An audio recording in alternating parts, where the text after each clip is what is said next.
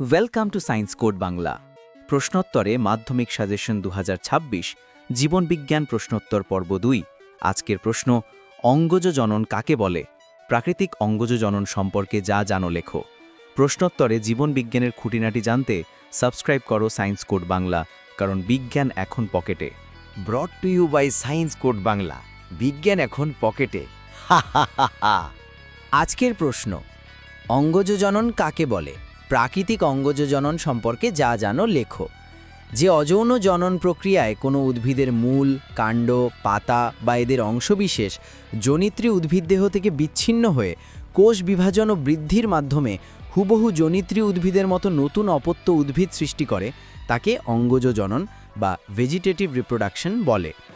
এই ধরনের জননে কোনো রেণু বা জনন কোষ গ্যামেট তৈরির প্রয়োজন হয় না এবং উৎপন্ন অপত্য উদ্ভিদগুলি জিনগতভাবে সম্পূর্ণ জনিত্রী উদ্ভিদের অনুরূপ হয়।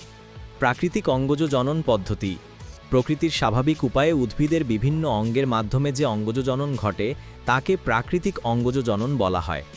অঙ্গের প্রকৃতির ভিত্তিতে এই জনন প্রধানত 4টি ভাগে সম্পন্ন হয়। 1.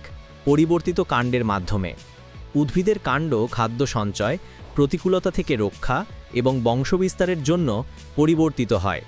এই পরিবর্তিত কাণ্ডের মাধ্যমেই অঙ্গজ জনন সম্পন্ন হয়। এটি 2 ধরনের হতে পারে। ক. মৃত্তিকাভ্যন্তরস্থ কাণ্ড, আদা, হলুদ, কলা, গ্রন্থিকন্দ বা রাইজোম, আলু, স্ফীতকন্দ বা টিউবার, ওল, কচু, গুড়িকন্দ বা কর্ম এবং পেঁয়াজ রসুন কন্দ বা বাল্ব এই শ্রেণীর উদাহরণ। আলুর মতো উদ্ভিদের স্ফীতকন্দের চোখ বা পর্ব থেকে অস্থানিক মুকুল উৎপন্ন হয়, যা অনুকূল পরিবেশে নতুন আলু গাছ তৈরি করে।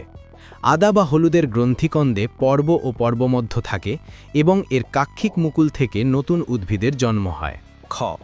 অর্ধবায়বীয় কাণ্ড, সাব এরিয়াল স্টেমস, থানকুনি, শুশনি, ধাবক বা রানার এবং পুদিনা, চন্দ্রমল্লিকা, বক্রধাবক বা স্টোলন এই শ্রেণীর অন্তর্গত।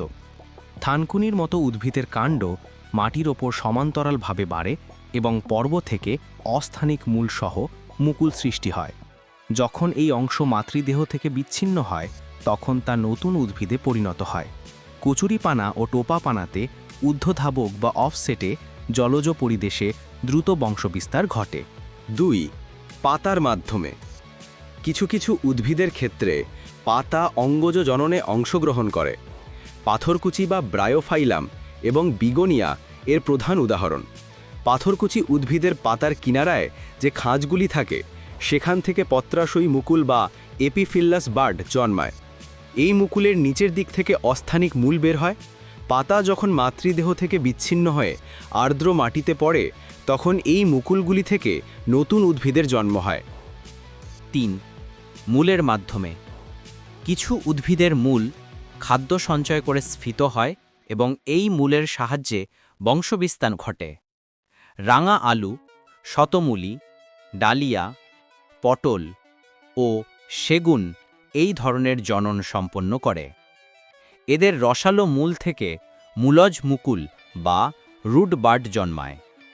এই মূলজ মুকুলযুক্ত মূলের খণ্ড অংশ যদি মাটিতে রোপণ করা হয় তবে মুকুলটি বৃদ্ধি পেয়ে নতুন উদ্ভিদ সৃষ্টি করে।